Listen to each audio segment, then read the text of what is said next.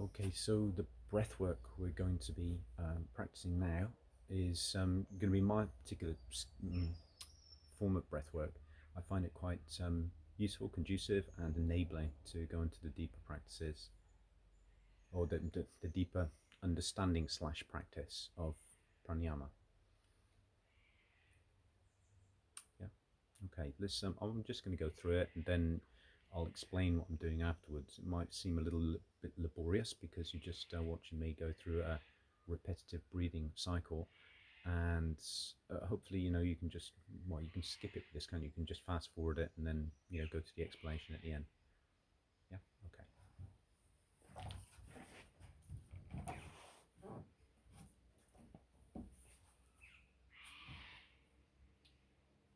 You can see me. Yeah. Find yourself a comfortable position. Usually cross-legged position is quite useful. Find cross-legged quite useful because it opens up the deep hip flexors. It enables the diaphragm to descend and causes an ease of the visceral organs below the diaphragm. So the first one that I usually start with, we'll take this down a little bit actually so you can see what I'm doing with my hands.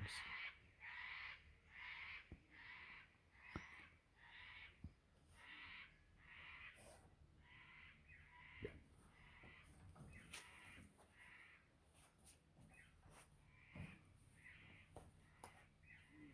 You can sit in any cross-legged position. Sometimes people like to sit like so. That's Sukhasana. Sorry, that's not Sukhasana, that's Siddhasana. Siddhasana like so. Or sometimes people just want to sit in the Sukhasana sort of position. Like so. Which is quite suitable too. Put the hands onto the thighs, make it around about half of the way down the thighs. And then on the out breath, we're going to go forward. Like so. In breath. Come back. Out. In through the nose. Out through the mouth. In.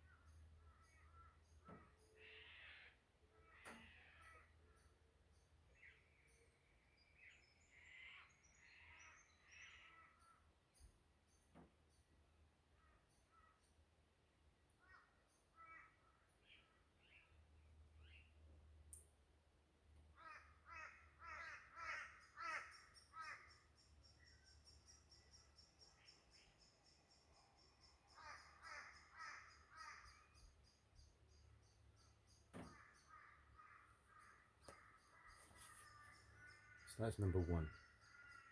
Number two, we go on to a slightly different form of breathing. This is just through the nose. Now the reason there is breathing through the nose, not through the mouth on the first one, is because it helps to not over pump up the middle ear. So some air can get pushed into the eustachian tube. If you're breathing out like a pump too quickly through your nose, you need to soften the mucous membrane, the nasal passages, the concha, everything, all of the turbinators of the nose need to come into almost like this fluid state. And so we're starting to enable that literally by feeling the body, breathing this way to begin with, and then everything else just takes over. So that's the first one. It's the primer. It's the prime to get it going. Not to force the holding the breath. There's no need.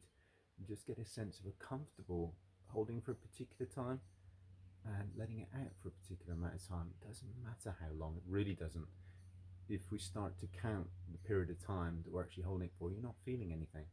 So just feel it naturally when you get the inspiration to inspire or the inspiration to expire. Do it. Just no need to actually compete either against yourself or another person. So the next one, we're going to need an extra prop, which is a rake handle from Bunnings. And if you're in Australia, if you're over in another country, obviously, any rake handle that has a significant strength to it. You don't want anything too weak, and I'll show you why in a sec.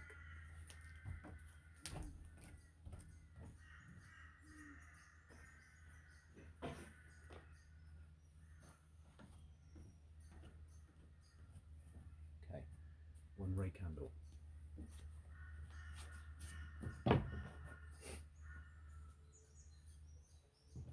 So the next part goes a little bit like this, up above the head, and then bringing down to the upper chest, not down too low, you start to strain the shoulders. Upper chest, so in, out.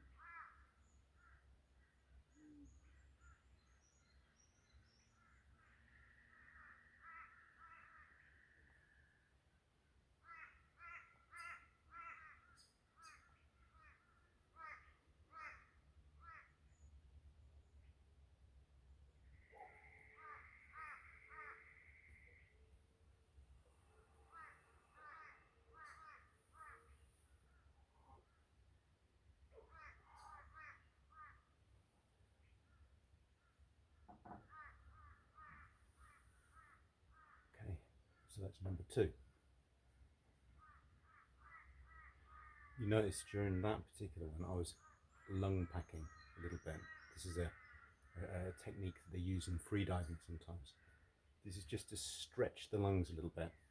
So it's stretching the lungs through using the buccinator muscles on the side of your cheeks, just sucking a little bit there, and then using the tongue as a bit of a lock to keep the air down.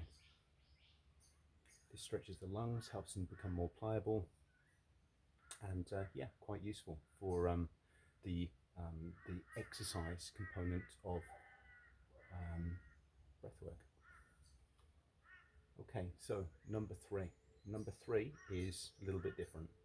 So we use 2 priming breaths, 2 priming techniques to go into softening the sense of what taking in air does to the rest of the body. So you're feeling the air run through the rest of the body, the oxygen run through the rest of the body, and the exchange between the carbon dioxide and the oxygen. So from the tissues to the blood, blood to the tissues. This is a felt sense component. and we need to start to bring in the chakras or the ductless glands, whatever you want to perceive them as. We start off with Muladhara. Muladhara is the chakra down in between the, if you're a guy, in between your testicles and your anus, and involves really those two components as well as the bandha's brought in. So the bandha is the contraction of the areas, and a subtle contraction. So we're contracting up. It's like the aperture of a camera, yeah, like that. So it contracts up and releases down. Contracts up, releases down. So contract up, release down. Contract up, release down. Contract, release. Contract, release. This is in yogic terms called the Ashvini Mudra. So Ashvini Mudra is a gesture. It's the horse gesture. So it's when you look in the horse paddock, you see a horse sometimes. Hopefully you're not looking purposefully for it, but you might see it as a side effect of life. The horse just contracting and releasing its anal sphincter muscles. And deers do it too, and animals like that. So contract, release, contract, release. It helps concentration. It's good to bring the awareness to the third eye here. So the area around the glabella, the furrows of in between the eyebrows. Contracts, release, contracts, release, contracts, release. Keep it going.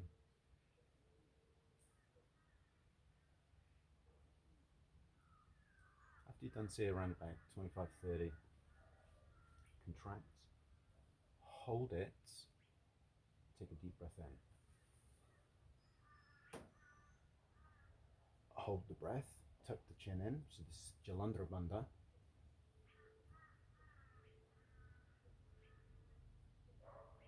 After a few seconds, let a little bit of breath out, that's about a third out.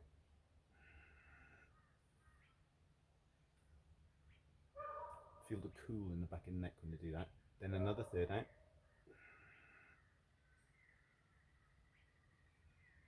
And as you let the last third out, let the Mula Bandha go.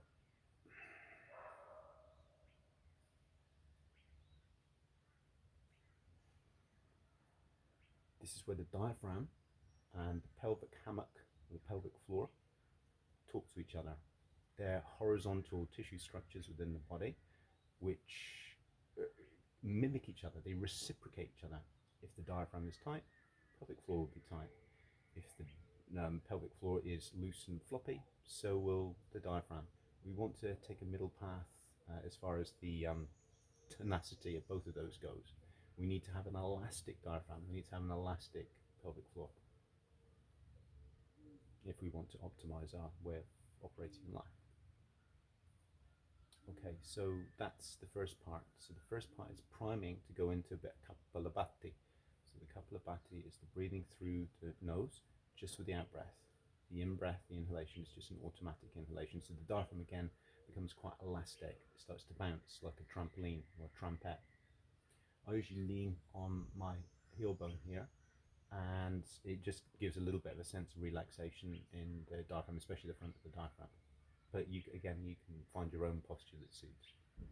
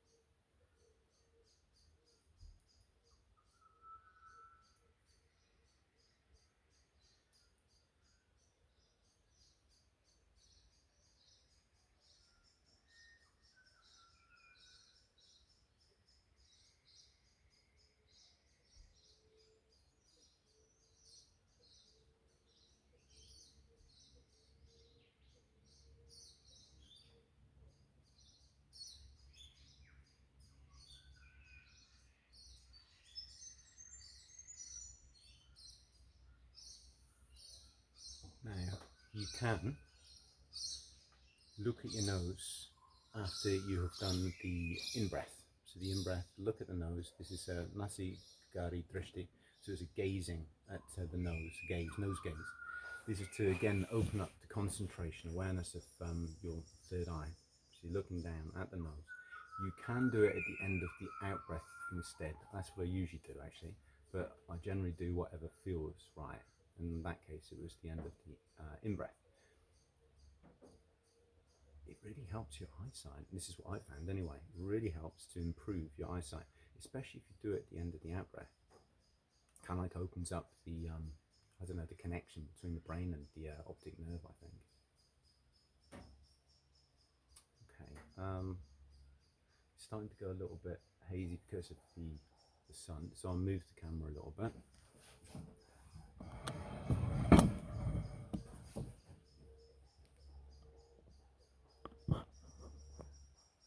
Yeah, and I'll face towards you now.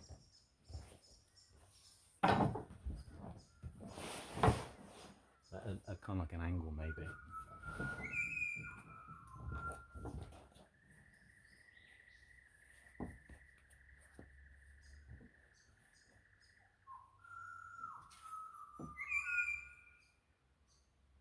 Okay, so next one. So we're reaching the point. Oh, actually, I'm going to have to change my legs here. So that is Siddhasana. We want to be into a really useful Sukhasana. So I'm putting the heel right into the perineum. So the heel goes right into the perineum just here, and the other foot goes just here. This is actually Siddhasana. The other one I was doing was Shastakasana. Okay, so now we can go on to the next part. Because the heel is up on the perineum, it means I'll be able to use the Mulad Bandha in a different way. So this isn't Ashwini Mudra anymore. This is actually using the genitalia. So I'm going to be contracting the penis muscles. With females, they'd be contracting the clitoris, so the clitoris region. Okay, so it contracts and releases again the same way. So contract, release, contract, release, contract, release, contract, release, contract, release. Keep it going. After a period of time, just close your eyes and then just notice the concentration. It's the connection between the two areas. Good not to get too into, I don't know, just the weird way we actually perceive our genitals, eh? Just let go of those perceptions, just get in contact with them, rather than just using sex as a medium to, you know, or urination or all that sort of stuff. Just get in contact with them in a different way. Contract, relax, contract, relax, contract. You can do it fast or slow. Contract, relax, contract, relax, or even faster. Contract, relax, contract, relax, contract, relax, contract, relax. Again, it doesn't really matter about the speed as long as you're aware of the area. It's just priming up the awareness.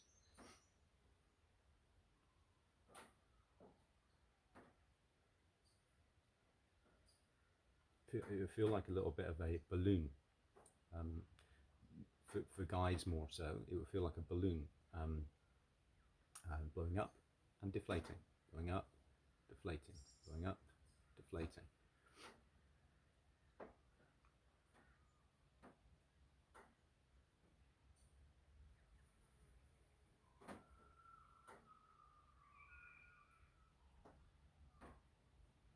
Muladhara chakra is a little bit higher up on females.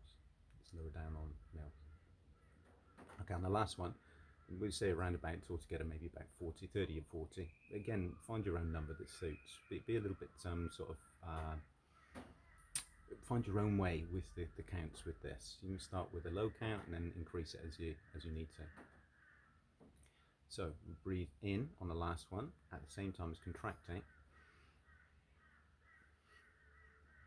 and then hold the breath.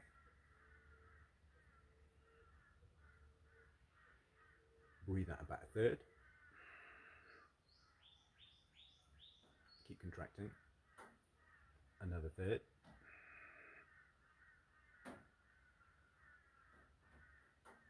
And then the last third.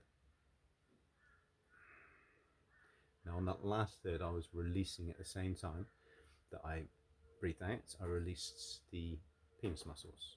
So the area around the perineum that joins onto the penis. Okay, so that's the first part, and then we go on to another kapalabhati.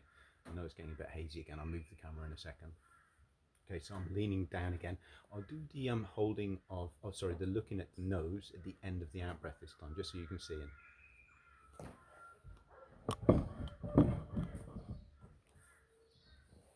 Hopefully you'll be able to see this.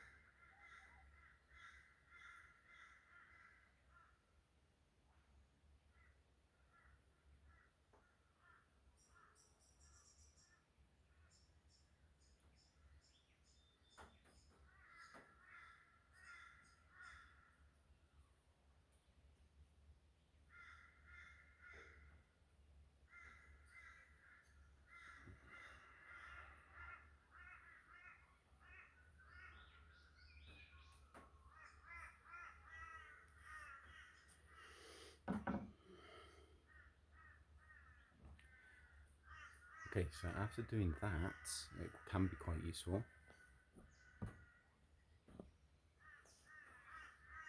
is to take the tongue to the soft palate, and if you can, past the uvula and then up to your nose, the nasal passages. It will sit just on the vomer bone if you can take your tongue back that far. The vomer bone comes directly off of the sphenoid, and of course sitting in the sphenoid or just on top of the sphenoid is the pituitary gland. So sometimes maybe you'll feel a little bit of a drip coming onto the tongue. This is this is another chakra actually, so the Taguru chakra.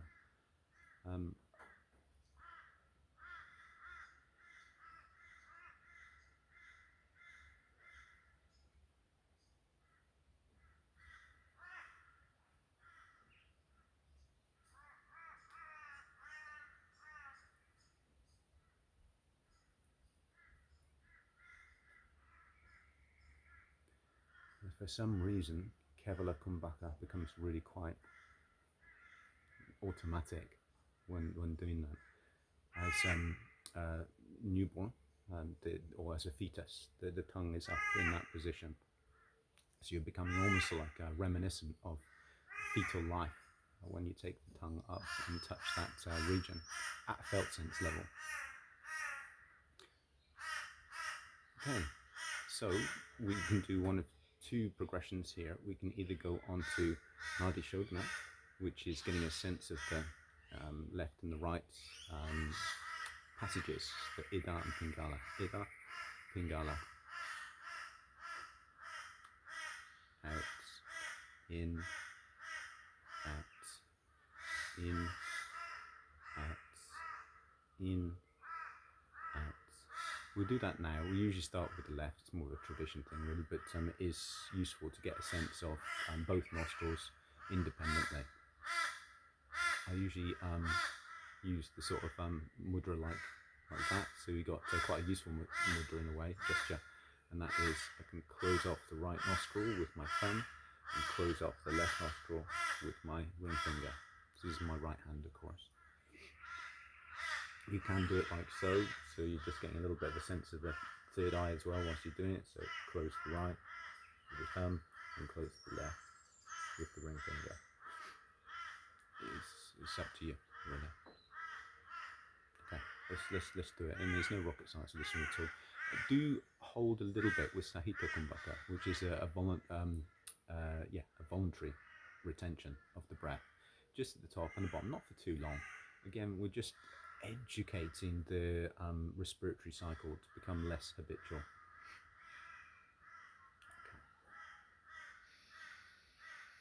Oh, if you want to open up the maxillary sinus a little bit, then you can just press with the opposite side of the hand on that cheekbone to the one that you're pressing the nostril with. So like so.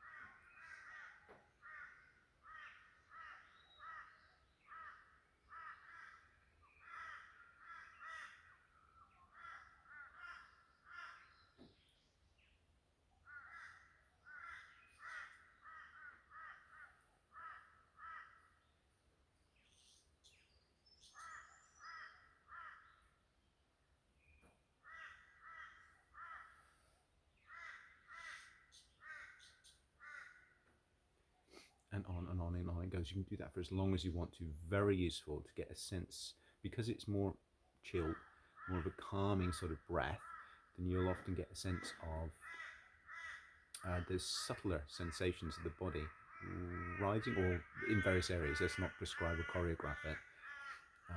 Just then I was feeling Muladhara, Svadhisthana, Manipura all opening up, so it's the lower chakras. That's cool.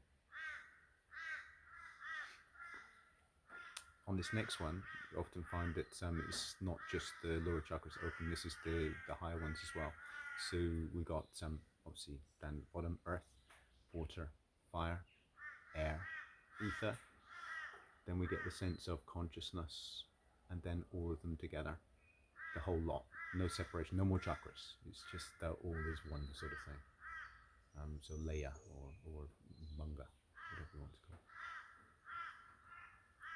Okay, let's go through it now. This is a little bit more involved, but we'll go through it step by step.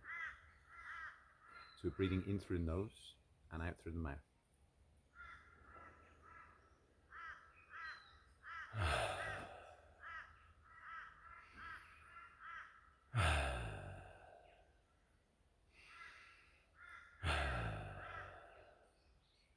So just to talk you through this a little bit now, so I'm breathing in through the nose and out through the mouth in a ratio of in for 2, out for 4. So again, that's more of an arbitrary count really, but the ratio is in for 2, out for 4. So breathing out for double the amount of time.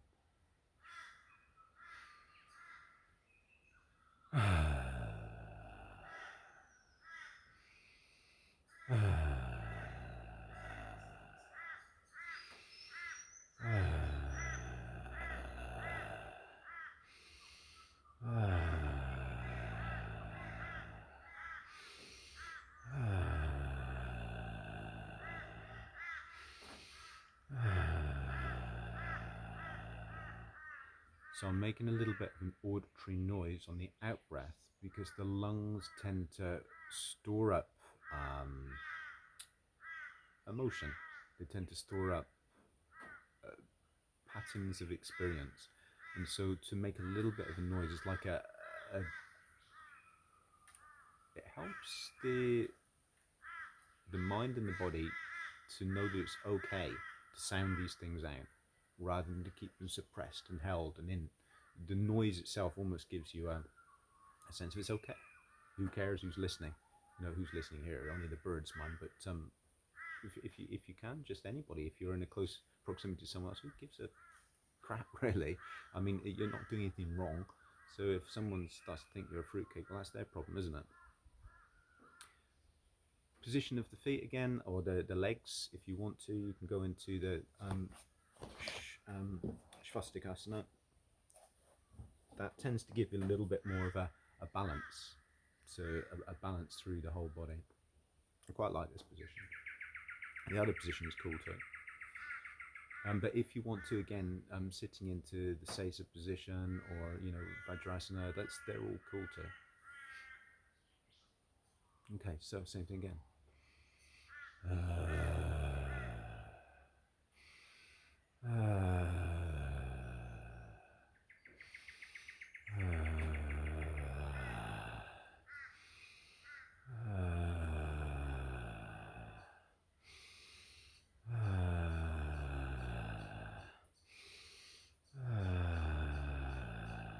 Notice there's no pausing at the end of the in-breath and no pausing at the end of the out-breath. This is really important because there's no room for the mind to say, hey, what's this about?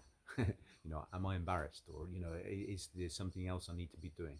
Now, simple as a very simple technique, no thinking. Well, thoughts will be there, they'll be there, but you'll get the sense of them dissipating much quicker if there are no pauses. Pauses are relevant, but only when there's sufficient felt sense awareness rather than the thoughts owning that pause. Let's keep it going.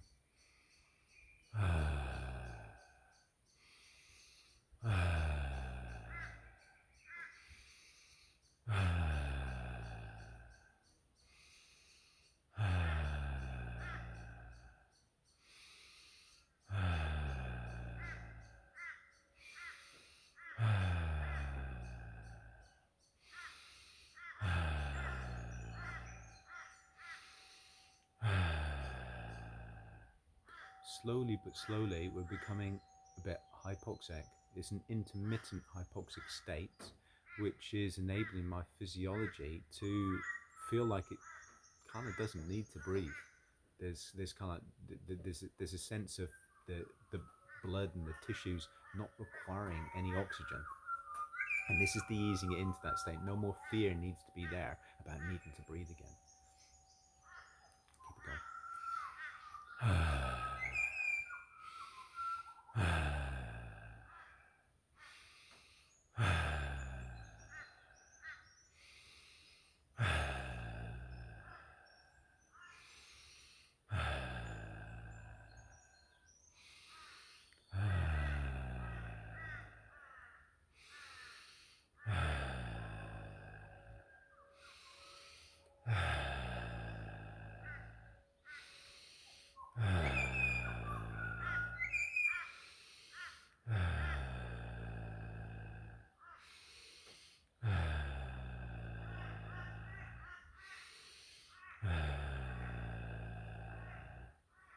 You'll notice the Vishuddha chakra is starting to open up through this. So it's a very Anahata Vishuddha chakra based breath now. So do bring in a little bit of Muladhara at the end of the in-breath. So just as you're reaching the crescendo of the in-breath, squeeze or contract that Mula Bandha. Yeah, and let everything just flow upwards. So we're not trying to manipulate or channel or do anything with energy. You're just feeling the natural impetus of this rising sensation, this rising sense, felt sense. Notice how my voice is changing on the out breath as well. It becomes more of a vibration. Especially the end part. So the tapering off of the end breath becomes more of a vibration in the Vishuddha chakra. I'm just going to use my hand to mimic a squeezing of the Muladhara. So the Mula Bandha, I'm squeezing the Mula Bandha.